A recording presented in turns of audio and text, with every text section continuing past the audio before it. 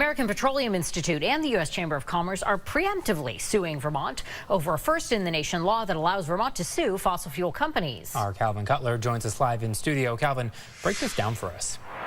Well, good evening. The Climate Superfund law allows Vermont to go after fossil fuel companies to cover the cost of making the state more resilient to climate change. But even as we're being sued for doing too much to fight climate change, we're also facing a lawsuit for not doing enough. Vermont's first-in-the-nation law is based on the Federal Superfund Act, holding industrial polluters accountable. The bill, which Governor Phil Scott let go into law without his signature, opens the door for the state to sue fossil fuel companies and recoup damages from extreme weather caused by climate change. To contribute on a proportional basis to make sure that Vermont taxpayers are not footing the entirety of the bill. But this week, the American Petroleum Institute and the U.S. Chamber of Commerce filed a lawsuit in federal court, calling the Climate Superfund law unconstitutional. They claim states can only regulate greenhouse gases with the permission of the federal government, saying that is unlawful and violates the structure of the U.S. Constitution. One state can't try to regulate a global issue.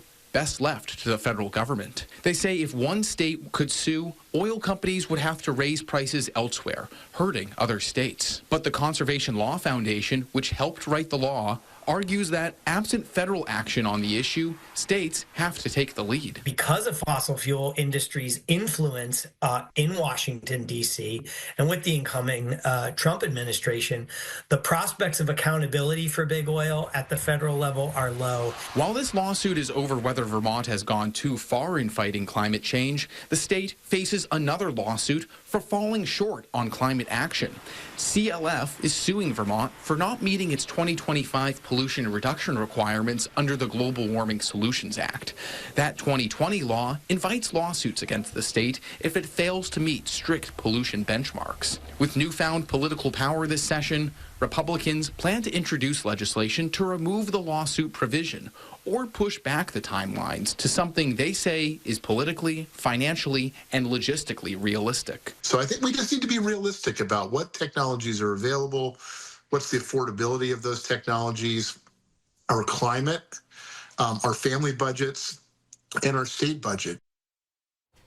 Now, there's still lots of unknowns here, including a timeline on the Climate Superfund lawsuit.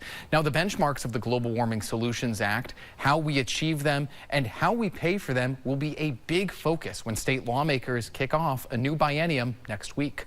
Reporting in studio, Calvin Cutler, Channel 3 News. Calvin, thank you.